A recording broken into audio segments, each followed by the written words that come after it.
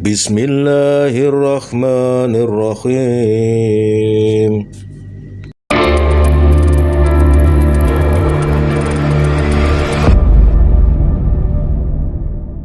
Assalamualaikum warahmatullahi wabarakatuh, Ustaz. Waalaikumsalam warahmatullahi wabarakatuh. Alhamdulillahirabbil alamin. Kita berjumpa lagi, Ustaz, dalam suasana mendung-mendung yang agak dingin. Hari ini kita mengangkat topik tentang kiat menghadapi ujian kehidupan apapun itu. Karena katanya selama manusia masih hidup pasti akan berhadapan dengan segala macam ujian, cobaan itu. Nah, kira-kira dalam perspektif ini mohon Ustaz bisa menjelaskan kiat menghadapi ujian kehidupan. Ya, terima kasih. Jadi hidup itu memang ujian. Ketika manusia itu di dalam masih di dalam rahim, masih berupa janin, bahkan sebelumnya itu kan juga perlombaan ujian. Sudah ada ya?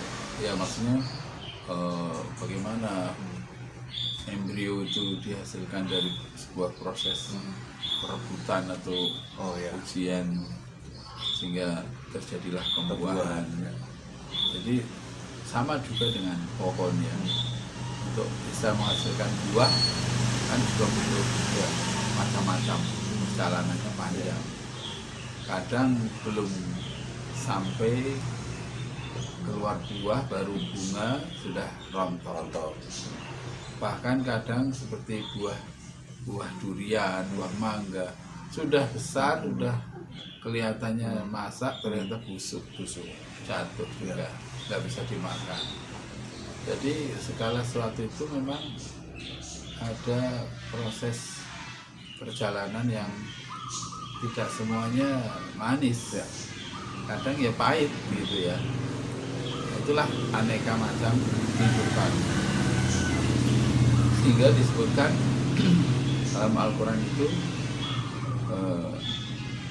laqad khalaqnal insana fi kabad. Manusia itu diciptakan memang dengan berbagai macam kesulitan. Latar kabunna tobakon antobak. Kalian pasti akan mendaki satu tingkatan, level demi level. Ya, ibarat orang menempuh pendidikan formal, dimulai dari mungkin TK, mungkin SD, semakin kesana semakin tinggi semakin sulit, sehingga hanya sedikit memang yang bisa sampai ke puncaknya. Itu pun masih formal, masih ada yang lainnya yang mungkin perlu didaki lagi, dijalani kembali. Dalam peradaban Jawa, istilah-istilah yang terkait dengan manusia itu juga ada bermacam-macam tingkatan. Katakanlah misalnya secara fisik ada yang namanya kening, ya kan? Itu masuk terus nanti sampai ke otak. Ada istilah sukma dalam ada istilah mana. Jadi memang kehidupan itu bertingkat-tingkat, dan manusia itu kalau ingin mencapai tingkat yang tertinggi, dia harus siap untuk menjalani berbagai ujian. Ujian yang sifatnya fisik ada, seperti tentara kan juga ada. Ya, mengerikan tuh. Ada juga yang sifatnya mental. Ya. Ada juga yang sifatnya wawasan, pengetahuan, pemikiran. Dan itu semuanya bertingkat-tingkat. Sehingga orang butuh stamina. Stamina itulah yang namanya kesabaran. Itu daya tahan. Mungkin seperti orang puasa ya. Orang puasa kalau masih anak-anak, mungkin hanya beduk ya. Ya sudah, memang dia kemampuannya sampai di situ. Bahkan ada yang sudah tidak kuat lagi berpuasa. Dan Allah itu tidak membebani manusia kecuali sesuai dengan ukurannya atau kemampuannya. La yukallifullahu nafsan illa wus'aha. Manusia itu tidak dibebani kecuali yang memang Allah telah menghitungnya, telah mengukurnya, mampu melakukannya. Misalnya begini, sholat ya, sholat itu setiap muslim yang berakal, yang balik, yang sehat gitu, dia bisa sholat dalam keadaan apapun. Dia harus sholat kecuali ada perintah larangan sholat bagi wanita dalam kondisi tertentu. Jadi Allah pasti ketika memberikan ujian kepada manusia sudah diukur bahwa manusia ini bisa menjalani. Lalu kenapa banyak orang nggak kuat berjalan ke masjid? Padahal dia kuat mendaki gunung, menyeberang lautan. Nah, pasti ada sebabnya. Sebabnya bukan karena dia tidak mampu atau tidak kuat sebenarnya, tapi ada sebab lemahnya keinginan, lemahnya irodah, lemahnya ruh. Itu kalau dalam istilah ruhnya itu semangat, spiritnya itu kecil. Nah, roh ini besar dan kecilnya, kuat dan lemahnya sangat ditentukan oleh bermacam-macam yang disebut dengan iman, ilmu, dan sebagainya. Nah, memang kalau kita melihat ya, kehidupan manusia itu memang penuh dengan cobaan. Belum lama ada datang orang ke sini kemarin konsultasi mengenai keluarga. Ini adalah seorang yang belum lama membangun rumah tangga, baru dikaruniai putra, masih bayi, masih hanya beberapa bulan. Itu sudah menghadapi cobaan. Satu, ujian yang terkait dengan pasangannya, istrinya. Lalu yang terkait dengan mertuanya. Lalu bahkan terkait dengan ibunya sendiri. Dan semua itu menjadi penyebab dia menjadi merasa berat menghadapi kehidupan. Lalu ternyata ujian ini berpengaruh kepada orang lain, yaitu kepada kakaknya, kepada iparnya, yang akhirnya harus tidak bekerja beberapa hari karena membantu adiknya menghadapi ujian ini.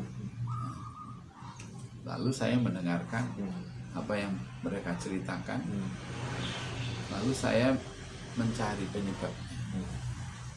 Nah, ternyata penyebabnya itu ada pada ego masing-masing.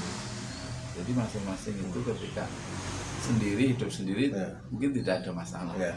Tapi begitu berinteraksi, berpasangan, berhubungan dengan orang lain, barulah muncul hambatannya karena egonya masing-masing. Sang ibu dengan keinginannya sendiri agar anaknya tetap berada di rumahnya, tidak ikut suaminya, menemani orang tua. Sang anak merasa bahwa ibunya harus dibela daripada suaminya, dia akan mengikuti ibunya. Lalu sang suami karena tidak bisa mengurus bayinya, maka bayinya dibawa oleh ibunya. Bahkan sehari-hari yang memandikan adalah nenek bayinya ini, bukan ibunya, bukan ayahnya. Jadi ini persoalan-persoalan yang sederhana sebenarnya. Tapi bagi mereka yang tidak mengerti cara mengatasi masalah, maka itu menjadi masalah yang rumit sekali. Bisa menyebabkan orang itu bahkan bisa bunuh diri. Saya membaca saja, tapi tidak terlalu mengerti mengapa ada seorang yang konon namanya Miss Universe. Jadi dia menjadi juara apa istilahnya ratu kecantikan dunia. Lalu kemudian menjadi terkenal, menjadi populer, menjadi kaya raya. Rupanya dia mempunyai masalah terhadap dirinya sendiri yang tidak bisa dia selesaikan. Akhirnya dia bunuh diri. Ya. Jadi orang dengan popularitas dan kekayaan dan fasilitas ternyata menghadapi ujian tidak mengerti apa yang menjadi kehampaan dalam hatinya. Tidak ada jalan keluarnya, tidak ada pengetahuan tentangnya. Akhirnya dia memutuskan untuk mengakhiri hidupnya dengan bunuh diri. Ada yang melompat dari gedung tinggi dan jatuh berkeping-keping hancur. Ada yang menggantung diri, ada yang minum racun dan sebagainya. Nah, ini menunjukkan betapa hidup itu menjadi berat bagi mereka yang tidak mengerti. Oleh karena itu di dalam agama Islam itu kita diajari bahwa hidup itu adalah milik Allah, kembali kepada Allah. Maka ketika menghadapi cobaan ingatlah Allah, mendekatlah kepada Allah. Nah itulah kemudian orang Islam itu di negeri-negeri Muslim angka kematian akibat bunuh diri itu kecil, rendah sekali. Di negeri-negeri yang tidak mengenal Tuhan, ya tidak mengenal agama Islam, itu angka bunuh dirinya tinggi. Ya, termasuk di Jepang, Korea. Meskipun secara materi melimpah ruah. Ya. Bahkan Indonesia ini kan sekarang masuk kategori negara apa? Negara maju, negara berkembang, apa negara miskin. Ya sudahlah, pokoknya apapun sebutannya. Tapi kenyataannya banyak orang-orang di desa, di dekat-dekat laut, di pantai, yang menderita kemiskinan, yang miskin lah. Apakah mereka menderita karena itu apa tidak? Tapi yang jelas kalau ukuran materi mereka kategorinya di bawah garis kemiskinan. Dan asumsinya kalau orang miskin itu banyak masalah. Apakah itu masalah kehidupan sehari-hari, kebutuhan makan, minum, sandang, pangan, papan dan sebagainya. Dan itu bisa kalau tidak terpenuhi bisa meningkat masalahnya, menjadi pertengkaran keluarga, kekerasan dalam rumah tangga yang disebabkan karena tidak terpenuhinya kebutuhan materi. Tapi kenyataannya jarang sekali yang bunuh diri. Mengapa? Karena mereka punya prinsip hidup bahwa hidup itu bersani Gusti Allah. Apa yang mereka terima sekarang ini sampun dados kinaris oleh kehendaknya Allah. Kemudian kita ini harus sabar, dan dengan sabar itu Allah akan menghapus dosa-dosa kita. Nah, sehingga relatif hidupnya tentram juga, tapi sebenarnya tidak ideal. Kalau yang ideal ya Allah kan telah menciptakan alam semesta termasuk kekayaan yang ada di dalamnya untuk manusia. Mestinya manusia itu bisa memanfaatkan, mengelola dengan sebaik-baiknya. Pasti ukurannya pasti kaya lah. Misalnya Allah menciptakan yang namanya hewan ternak, dari mulai unta, sapi, kambing, sampai ayam, sampai jangkrik. Ya.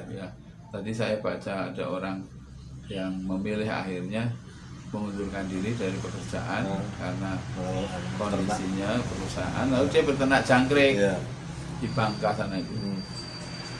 Nah, rupanya jangkriknya itu waris untuk makanan burung berkicau. Itu jangkriknya termasuk kategori berkualitas karena makanannya juga sayuran super lah.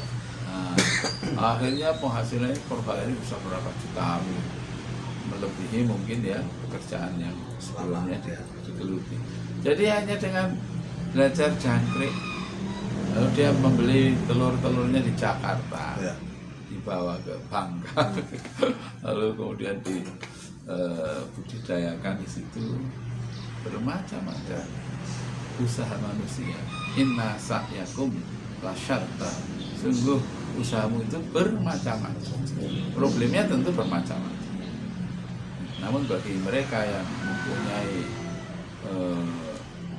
kemandirian, kemudian juga perjuangan, mempunyai semangat hidup bahwa hidup hari ini harus lebih baik dari yang lalu, bahwa generasi penerus harus lebih baik dari generasi perintis sebelumnya, orang tuanya, maka dia belajar. Dengan belajar, maka insya Allah tidak ada soal ujian yang tidak bisa dijawab. Jadi semuanya selalu ada solusinya gitu. Baik Ustadz, ini cukup panjang, satu file aja ya. Terima kasih. Mudah-mudahan bisa mencerahkan atau menjadi pencerahan bagi umat supaya di dalam menghadapi kehidupan ini yang banyak ujian ya tetap tegar lah ya. Tetap tegar. Tetap tegar. Karena pada akhirnya ya hidup itu sendiri adalah ujian kan gitu. Harus Kalau nggak pengen ujian kemana coba? Misalnya ke hutan.